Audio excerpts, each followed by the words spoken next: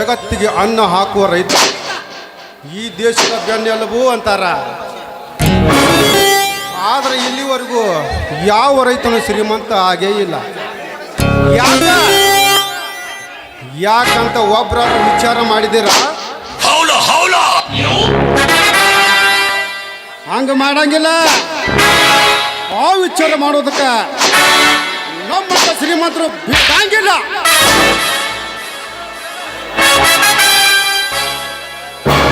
ಹಂಗಾದ್ರೆ ಈ ನಮ್ಮ ದೇಶದಲ್ಲಿ ರೈತನಿಗೆ ಬೆಲೆನೇ ಇಲ್ವಾ?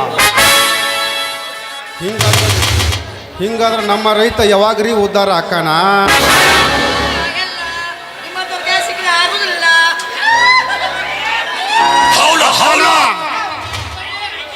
ಅಕ್ಕನ ನಾವು ಹೇಳಿದಾಗ ನಡ್ಕೊಂಡ್ರೆ ಮಾತ್ರ ಆಗ್ತಾನ.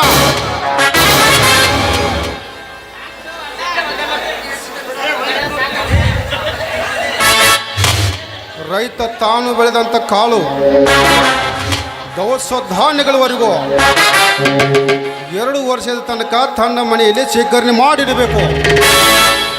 ಹಸಿವಾದ್ರೆ ತಾನು ತನ್ನ ಕುಟುಂಬದವರು ಮಾತ್ರ ತಿನ್ನಬೇಕು.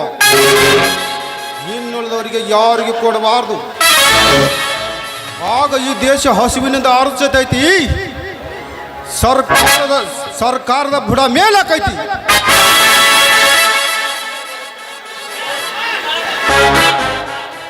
ಆಗ ಈ ಶ್ರೀಮಂತ ರೈತನಿಗ ಪ್ರಾರಂಭ ಆಕೈತಿ.